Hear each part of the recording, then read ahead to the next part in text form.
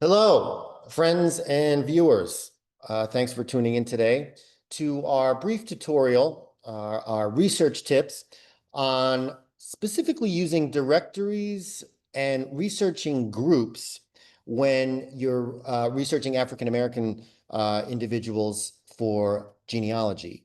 My name is Andy McCarthy, and I am a reference librarian in the Milstein Division of U.S. History, Local History, and Genealogy. Maybe some of you have visited the library, visited the reading room. Maybe you've reached out to us in the past via email. Maybe you've attended one of our public online classes. Maybe you've checked out our research guides online. This is all part of the work that we do. But essentially, our job as reference librarians is to answer questions. We answer questions on U.S. history, local history, and genealogy. These subjects are all very symbiotic. They all play off of one another. When you're doing genealogical research, you think you're just researching data about a specific individual, but you are conducting U.S. history research as well if the person lived in the U.S. When you're conducting local history research, you are often using records that are characterized as genealogical records. So not to dwell on that, but it's a wide-angled reference purview. So keep in mind, reach out. history@nypl.org is our contact info if you have a question, even remotely related to any of these subjects, or if you plan on visiting the library. We are located on the first floor of the colossus of classical architecture on the corner of West 42nd Street and Fifth Avenue. We're the central research library, the anchor of the New York Public Library System, right in the middle of Midtown Manhattan. If you plan on visiting, get in touch. The library, sure, when you think of the library, and just to kind of bookend the introduction here, you think of the collections, you think of the books, the newspapers, the journals, the magazines, the stuff, the image collections, the manuscripts and archives, the maps. It goes on and on and on and on and on.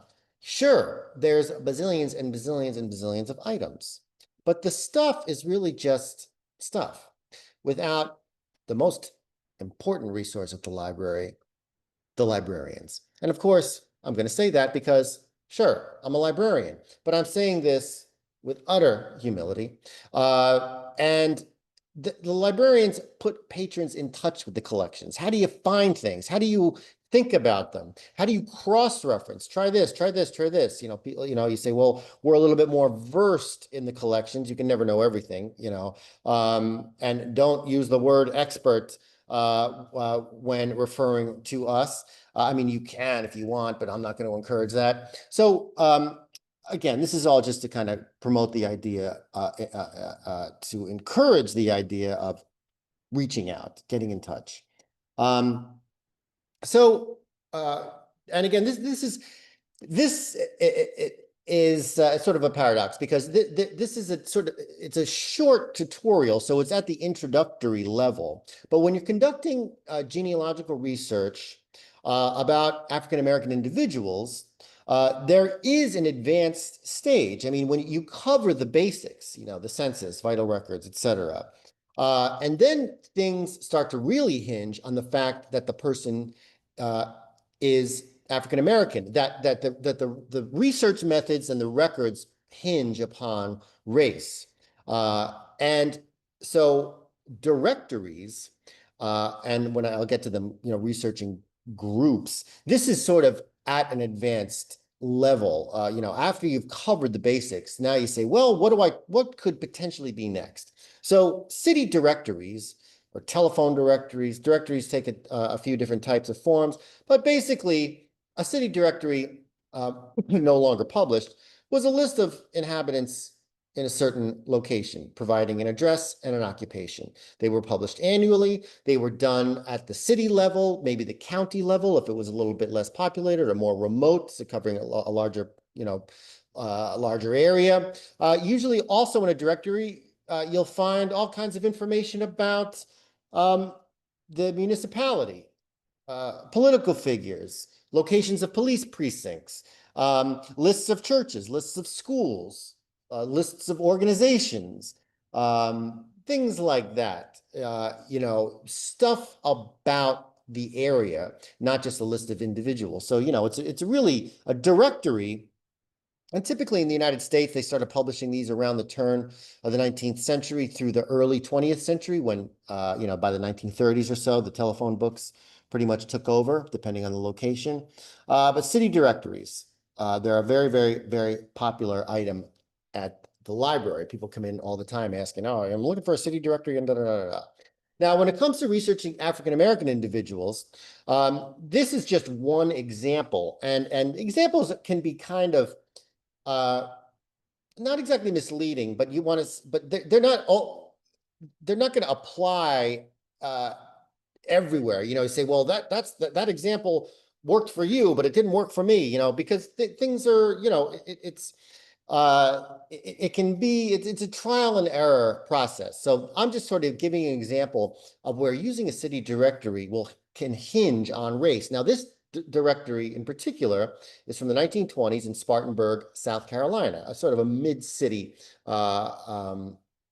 in South Carolina. It's it's specific only to the location. However, for reasons that certainly can be researched, African-American individuals were given an asterisk next to their name. So here is where, you know, and so for one reason or another, and that's a whole other research process of, you know, we say, well, why, what were the conditions here where they wanted to do this? This wasn't something published by the city itself. This was a private publisher. So here is something where um, the African-American individuals are singled out for one reason at the time, but then when, you know, this is, you know, almost 100 years later, when you're using the city directory, researching the potential individuals, what is the sort of new dimension that this may take on? You know, what can you extract from it, given that these individuals were singled out by race? Maybe you can do, you know, maybe it's demographic information. You could see patterns in occupations because, you know, you say cook, waitress, things like that. You know, people working in similar occupations, similar places. You don't know. And so there's multiple reasons why maybe while this becomes an African-American resource for researching Black individuals, where the directory, you know, was published for one reason, takes on new life in your research, and you can say that for a lot of resources. And typically, when the genealogy then, as I've been saying, sort of hinges on race or ethnicity, there are a number of different types of directories specific to African American individuals and audiences. For, you know, with various types of information. Why the directory, and I'm sort of stretching it a little bit here as far as, you know, using the term directory as like a catch-all. But like, you know, this one example, the Green Book, published between 1936 and 1966. This was a guidebook for African-American travelers that when conditions and situations could be very perilous for these individuals, depending on where they were going, you say, well, you know, friendly hotels, places to eat, things like that, that was specific to African-American individuals traveling around here. So it's a guidebook, but at the same time, these directories, they're kind of, like I said, kind of painting a portrait, kind of giving dimension to a place at a certain time, and in this case, for a specific population. These are and so, you know, this is the tips part here is like, you know, maybe these materials will inform your research, maybe not, but it's something to think about, something to exhaust. Now, moving on from the specific resource itself, a directory, is when you're researching African-American individuals, one thing to keep in mind when you get to a certain advanced point, was this person involved in a club? Did they join? Were they part of a group? Were they a member of a certain organization? Because there are many types of materials that may have been published or exist related to groups that yield genealogical and local history data. First, the locale. Where is this person living? These are the questions you got to ask yourself. If these potential resources, might inform your research.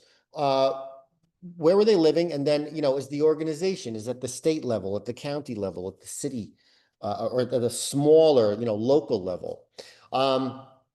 And what organizations existed at in that locale, and how do you find what type of organizations listed? Now you say, well, how do you know that this person that you're researching was part of a group or a club or whatever? Well, that depends on your research. You don't want to make too many assumptions.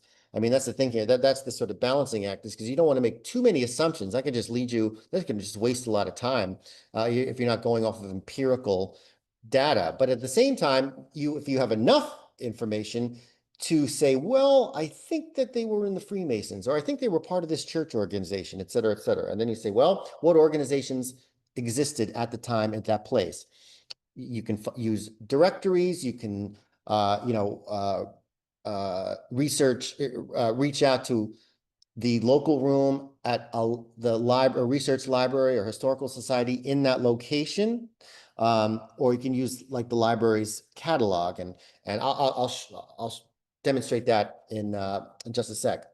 In particular, church organizations. You say, well, what form do these organizations take?